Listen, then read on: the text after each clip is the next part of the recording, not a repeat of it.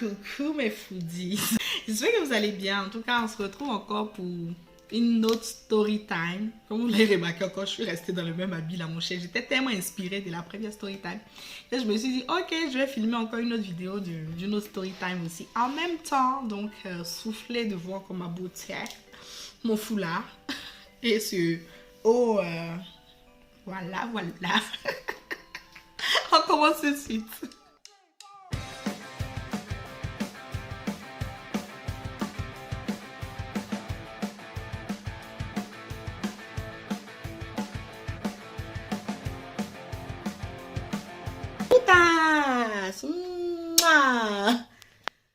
Aujourd'hui, on se retrouve pour une story time dans laquelle, ce qui s'intitule en tout cas, j'ai failli me faire agresser. Donc là, c'est vraiment deux situations qui se sont passées, 2 jours différents. Je me rappelle plus à combien de jours d'intervalle ou de mois d'intervalle, mais c'était pas non plus si long que ça. Mais ça a été à peu près aussi les mêmes situations.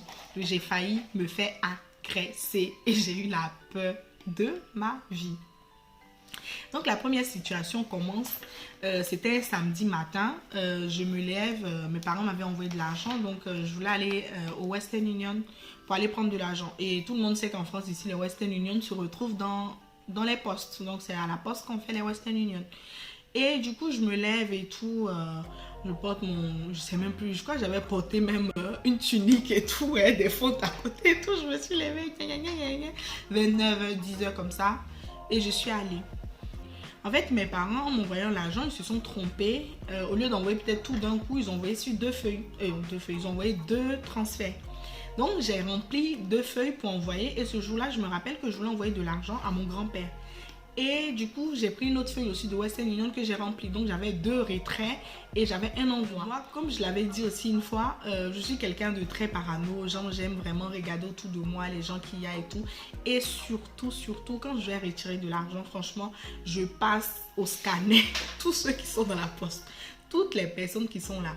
Et les samedis, généralement, les rues sont calmes parce que le samedi matin, les gens sont chez eux, quoi. Ils font leur grasse mat. Et du coup, je regarde vraiment. Donc, je suis vraiment quelque part où l'argent est impliqué. Je ne suis pas sur mon téléphone, je ne fais rien de tout ça. Genre, je regarde vraiment autour de moi qui y a et je suis vraiment les transactions, comment ça se passe. Et en fait, avant, à la poste et tout, c'était des longs comptoirs comme ça. Et il y avait plusieurs personnes en tout cas qui étaient là pour vous servir. Donc quand toi tu es à gauche, il y a une personne au milieu, il y a une autre personne à droite. Donc vous pouvez vous trois vous retrouver là. Il n'y avait pas forcément de bas, il n'y avait pas de mesure barrée avant, donc il n'y avait pas de truc pour diviser. Donc quand tu es à côté, par exemple, ce que la transaction que la personne fait à gauche, tu l'entends ou tu fais les trucs. Donc j'avais vu qu'il y avait une personne à ma droite qui était venue faire une transaction. En fait, on est allé au même moment, je crois, où elle était là avant moi, je sais plus trop. Et moi, j'ai commencé à faire mon truc. Donc, comme je vous disais, c'était 2 transferts et un envoi. Donc, il faut comprendre que je vais mettre plus de temps. Donc, on va faire le premier transfert, va être fini. Et le deuxième encore pour encaisser le deuxième achat après mon troisième. Donc, j'étais là et la personne était à côté. Elle avait fait sa transaction. Donc, elle a fini sa transaction. J'ai vu qu'elle avait fini. Et au lieu de partir, la personne n'est pas partie. La personne s'est juste décalée pour se mettre en face. En fait, je ne sais pas si vous comprenez. C'était comme si moi, j'étais sur le truc du milieu. La personne était à droite. Et à la droite, en fait, de la personne, il n'y a plus personne. Il n'y a pas de comptoir. Donc, il faut juste... C'est des fois les endroits où ils mettent leur étagère avec la documentation ou la paperasse et tout. Donc, en fait, la personne s'est arrêtée là-bas et elle me faisait face. Elle me faisait vraiment face et la personne était arrêtée et me regardait depuis. Et je ne comprenais pas. Je me suis dit, mais tu as fini ta transaction, faut partir. Des minutes passent, 5 minutes, 10 minutes, la personne est toujours arrêtée et elle me regarde. Genre, comme si elle m'attendait en fait. Parce qu'en plus, quand j'étais là, la personne était, la dame et tout, elle aussi, là-bas, aucune discrétion déjà, ceux-là. Ils vont dire le montant et tout, de combien tu viens retirer et tout, tu vois. Et ce jour-là, je crois que j'ai retiré à peu près 600 et quelques euros. Donc tu es là et tout, ils vont rester là à parler. Aucune discrétion, donc tu vois, ils te disent, ah oui, c'est ça. Et puis même en plus, ils vont compter ton argent même devant les gens. Maintenant, au moins, ils ont changé. On te donne des cartes, tu vas retirer l'argent à la machine directement. Mais là, avant, là, ils vont compter ton argent. Là, si c'est les 600 euros, on va tout compter comme ça sur le comptoir, là, devant tout le monde pour te montrer. Donc, tout le monde voit combien tu as. Et je vois le gars, là, il est là, il me regarde seulement. Il me regarde. Il bouge pas. Et puis, c'était tellement flagrant. Il a arrêté même carrément. Et il me regarde. Moi, c'est celui-là, il fait mes transactions. Il me dit, c'est bizarre. Et j'ai fini toutes mes transactions. Et au moment où je voulais partir, et je vois aussi le gars commence à sortir. Et j'ai fait exprès de vouloir sortir. Je suis revenue et je me suis remise dans la file. Et je disais à la dame que, ah madame, vous savez, depuis j'étais en train de faire la transaction, il y avait le monsieur là, il s'est mis à côté. Et au moment de partir aussi, lui aussi sort. Et en gros, il sort avant moi. Et je vois que quand je suis revenue au comptoir, le gars est devant la porte. Il m'attend et il regarde dans la poste. Et il a fait semblant en fait de rentrer et de faire comme s'il communiquait. J'ai dit ça aux dames et tout. Et l'autre dame aussi a dit oui, c'est vrai. J'ai remarqué qu'il était toujours là. Je ne comprenais pas pourquoi. Et voici le gars qui est en train de rentrer dans la poste et tout. Et il est en train de communiquer. Il fait semblant de communiquer. Les dames là disent que oui, mais monsieur, on ne communique pas ici. Sortez pour communiquer parce qu'on avait tous repéré. Et ils disent non, il n'a rien dit. Et il a fait semblant de sortir. Et les dames là m'ont dit, asseyez-vous et tout, attendez un peu, qu'il parte et tout. Donc j'étais assise, je vois le gars encore qui revient et qui dit, mais madame, qu'est-ce que vous avez avec moi? Pourquoi vous me regardez? Pourquoi? Je dis, mais, hi. Les dames m'ont dit, hi, qu'est-ce qu'il y a en fait? Le gars a commencé à s'en prendre à moi et tout. Que oui, mais pourquoi vous me regardez comme ça? Pourquoi ceci? Pourtant, je n'étais rien dit. C'est juste que je suis dans la poste. Donc, en mode, le gars, il s'est dit, mais depuis, les traîne et tout. Donc, ils l'ont fait sortir. Ils ont pris la sécurité et tout. Ils l'ont fait sortir de la poste et tout. Et moi, ils m'ont dit, non, attendez un peu. Puis après, ils m'ont fait sortir par la porte de Secours pour que je puisse sortir. Et moi, quand je quittais, en fait, à la poste, je devais passer à ma banque pour déposer de l'argent et tout à la banque. Donc, quand j'ai fait ça, en fait, je courais ce jour-là, je marchais vite et tout. Je me suis dit, ah, peut-être qu'il est encore dans les parages et qu'il n'est pas encore parti. Donc, je cours vite et je suis partie à la banque et tout. J'ai déposé mon argent. C'est pas fini là. Je dépose l'argent. Au moment où je retourne de la banque, j'arrive au feu, je vais partir chez moi. Voici le gars. Je me retrouve nez à nez avec le gars. Là, j'ai eu peur.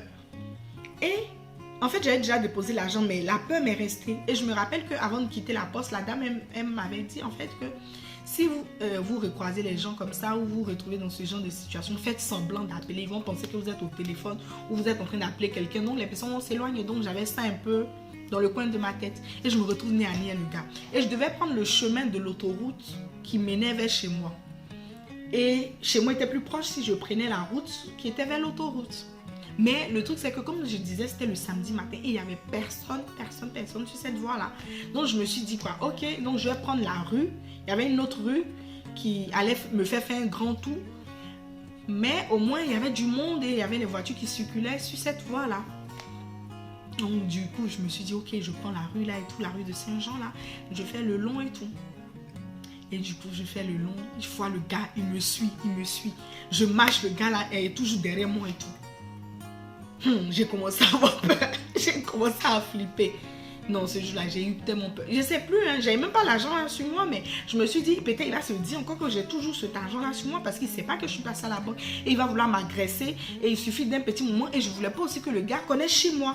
Donc, comment je vais faire si j'arrive vers chez moi et qu'il commence toujours à me suivre? Donc, j'ai fait semblant de communiquer et tout. J'ai commencé à marcher, courir et à un moment, j'ai vu que le gars là ne me suivait pas. Je suis rentrée affolement chez moi. Je suis rentrée chez moi, je vous assure que je m'étais réveillée, j'avais ouvert mes volets et tout. J'ai refermé tous mes volets. J'étais dans le noir ce jour-là. J'étais devenue tellement parano que je me suis dit que si je laissais mes fenêtres ouvertes, peut-être qu'il pouvait me reconnaître par la fenêtre et savoir où je suis pour revenir vers moi. Pour revenir vers moi. Oh, j'ai dit j'étais tellement paranoïa. Je me rappelle que ce jour-là, il était parti faire ma lessive et tout au premier étage et tout dans notre laverie et tout de l'immeuble. Et il y a un gars qui est venu et tout dans la laverie et tout. Il est rentré par surprise. J'ai eu peur, j'ai commencé à crier. Il pensait que c'était le gars. Il commençait à crier. Il dit à madame, je suis désolée. Du coup, je lui ai expliqué l'histoire. Il dit, ah oui, c'est vrai. Que heureusement, vous avez été vigilante et tout. Et ce jour-là, je vous assure que tout ce week-end, je ne suis pas sortie. C'était samedi. Je ne suis pas sortie. Elle a laissé mes fenêtres jusqu'à le lundi. Et du coup, ça m'est passé. Et la deuxième story time aussi, un peu pareil aussi. C'était un jour, je me rappelais vraiment plus de quel jour c'était, mais je me rappelle que j'étais allée travailler ce jour-là et Je sais pas, peut-être, je crois que je faisais du babysitting. Donc j'étais allée, oui, je faisais du babysitting. Donc j'avais terminé vers 19h, du coup 19h30 et tout. Et je rentrais chez moi, j'avais un ami dans mon immeuble. En rentrant, il m'avait dit, ah, en rentrant, est-ce que tu peux passer pour m'acheter le kebab et tout, avant de rentrer et tout, comme ça, je te rembourse et tout. Je me suis dit, ok, et puis j'avais pris le bus, j'étais descendue pas trop loin, donc la même rue de Saint-Jean, là, donc je me suis dit, ok, bon, je vais lui acheter le kebab, là, c'était un peu vers le... C'était sur mon chemin, quoi, même ça me faisait faire un peu le grand tour, je me suis dit, ok. Et les kebabs, comme vous savez, généralement, ils prennent pas les cartes bleues. Et il était plus de 20h en tout cas à ce moment-là. Donc, il y avait le Clair à côté, le Clair avait fermé et le Clair était à côté du kebab. Donc, le Clair avait fermé et cette rue-là, vers 20h et tout, c'est pas très animé et tout. Les voitures passent de moins en moins. Et comme le Leclerc aussi est fermé, donc il n'y a pas tellement d'engouement vers là-bas. Et il y avait le kebab. Et je suis allée au kebab et tout, je voulais acheter un kebab et je me suis rendu compte que j'avais pas de monnaie sur moi. Et j'ai rarement en fait de la liquidité. Et le kebab, ils prennent pas de la liquidité. Moi, je suis allée au kebab et tout et je lui ai dit au gars, je veux commander 2 kebabs. Donc un pour moi et un pour lui. Et il m'avait dit, ça faisait 10 euros vu que c'était à 5 euros le kebab. Et je lui ai dit, ok, pendant qu'il est en train de faire le kebab, je vais retirer de l'argent à côté. Donc, il y avait des banques à côté et tout. Donc, je suis partie pour retirer l'argent à la banque là-bas. Et je crois que j'avais retiré 20 euros parce que le kebab coûtait 10 euros. Et qu'à cette banque-là, je ne pouvais pas retirer 10 euros. Je pouvais pas, oui, je crois que je ne pouvais pas retirer 10 euros. Ou si même je pouvais retirer 10 euros, c'est que j'avais retiré 10 euros. Donc, je pense que le max que j'avais retiré, en tout cas ce jour-là, c'était 20 euros. Voilà. Et pendant que je retirer l'argent, vous me connaissez, ce petit côté paranoïa qui me sauve quand même des situations, il faut le reconnaître. Hein. Non, maman, que ça t'a retiré l'argent, on dirait qu'il retire des millions, tu vois, je regarde à côté. Genre, je vois une personne qui passait, qui s'arrêtait, qui me regardait et tout. Donc, ok, normal. Bon, en fait, là, je me suis pas trop fait de soucis et puis je me suis dit, dans ma tête, non, genre, toi, tu penses c'est des millions et ça t'est retiré. Quoi. C'est vrai que c'est 10 euros et ça t'est retiré. C'est 10 euros que ça t'est retiré. Là même, c'est pour acheter le kebab qu'ils sont en train de me faire. Là. Et la banque était vraiment à 10 mètres, 100 mètres, 50 mètres comme ça du kebab. Donc, il a vu la personne s'arrêter un peu un bout de temps. Et puis, la personne est partie. Et moi, j'étais au kebab et tout. Donc, la personne a fini de faire le kebab. J'ai pris le kebab, j'ai payé et tout. Et je partais. Et au moment où je partais, il y avait un arrêt de bus juste devant moi et il y avait un autre arrêt, le deuxième arrêt dans l'autre sens était en face. Donc je vois la personne qui m'avait regardé tout à l'heure quand j'avais retiré l'argent et je vois cette personne là traverser de l'autre côté de la route et venir vers moi. Et en fait moi j'étais encore comme ça et la personne a traversé comme ça, donc elle s'est mise un peu devant moi et elle a commencé à marcher et elle a pris la rue que je devais prendre et tout, tu vois. Et la personne se retournait pour me regarder et tout ça. Et à un moment, la personne s'est arrêtée. Voilà, à un moment même, la personne s'est arrêtée. Et moi, j'ai passé la rue et tout. Et le gars commençait à me suivre et tout. Le gars commençait à me suivre, j'avais peur. J'ai dit, ce jour-là, dans ma rue, là, il n'y avait personne dans la rue. J'avais peur, je me suis mis en plein milieu de la route. Les voitures qui passaient là, je les arrêtais et tout. Je faisais auto-stop, mais personne ne s'arrêtait. Le gars là, il me suivait de plus en plus et il arrivait vers moi et tout. Et je ne savais pas comment faire, Je marchais, j'étais là, je priais. Ce jour-là, j'étais dans tous mes sens et tout. J'étais dans tous mes états, pardon. Pour montrer à quel point ça m'a bouleversé, j'étais dans tous mes sens. J'étais dans tous mes états. J'étais là comme ça. Je me suis dit, waouh, qu'est-ce que je vais faire? Il ne faut pas me voir comme une folle en plein milieu de la route en train d'arrêter. Lui aussi, là, je l'appelle et tout. Il ne décroche pas. Il met son téléphone en mode avion. Et je suis là, j'arrive aussi presque vers chez moi. Je me suis dit, mais attends, ils vont venir m'agresser même. En fait, je n'ai rien. Le gars a vu que j'ai retiré de l'argent. Mais pour lui, il va penser que j'ai de l'argent alors que j'en ai pas. Et c'est peu des pièces qui sont sur moi. Quand j'ai dit ça, peut-être il va me frapper, il va me brutaliser, prendre mon téléphone, faire les trucs comme ça. Et là, qui je vois arriver? Je vois 2 filles de mon immeuble qui viennent d'arriver et je sais qu'on est à la fac ensemble. On n'est pas amis, hein, mais je les connaissais de vue et on se disait bonjour et tout ça. Et là, je me suis arrêtée Et là, en fait, le gars, à ce moment-là, il m'avait un peu dépassé et il était arrêté devant et il m'attendait. Vu que moi, j'ai commencé à traîner, et j'ai changé même de voix et tout. Et Jean lui faisait semblant comme si Jean, il voulait pas, mais tout, il m'a dépassé. Et à un moment, il s'est arrêté en face et il attendait que j'arrive vers lui. Et effectivement, je vais passer par là, donc j'arrive. Et je vois les filles là arriver et les filles là l'ont dépassé. Les filles étaient arrêtées. Et quand j'ai vu les filles là, en même temps, j'ai sauté sur l'occasion. J'ai dit, ah, coucou les filles, comment vous allez et tout, ça va? Et j'ai commencé à raconter aux filles là que oui, que cette personne là me suit depuis longtemps et tout, que vous partez. Ouais, elles m'ont dit, allons acheter une pizza ou un truc comme ça. J'ai dit, ah, est-ce que je peux venir avec vous? Elles m'ont dit oui. Et c'est là que j'ai vu les filles là et j'ai suivi les filles là. On est parti, même si les pizzas a pris 10 000 ans. Après, je suis revenue et les filles là. Mais la peur que j'ai eue ce jour-là, et c'était en hiver quoi. En hiver, il faisait tellement nuit que j'avais tellement peur ce jour-là aussi. Que je me suis dit, Dieu merci, ces filles étaient là. Si ces filles-là n'étaient pas là, je ne savais pas ce qui allait m'arriver. À cause de juste la gentillesse de kebab, il rend service à quelqu'un, lui a jeté un kebab et en me détournant de ma voix, là, juste parce que j'ai retiré 10 euros, la personne a pensé que j'ai retiré beaucoup d'argent. Aujourd'hui, j'allais me faire agresser juste comme ça, pour rien du tout. Et je suis rentrée, de toute façon, j'ai remercié Dieu. Lui-même, il a son kebab là, mais il m'a tellement énervé, même il a son kebab là.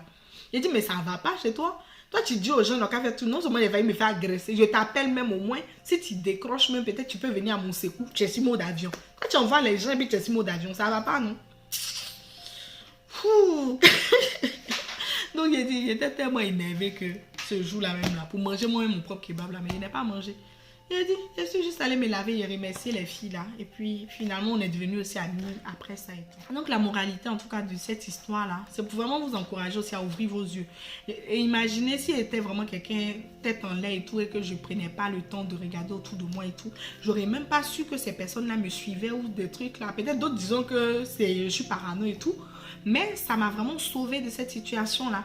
D'autres ont dit que oh, peut-être que la personne ne voulait pas te voler dans la première situation, dans la deuxième situation, c'est une coïncidence.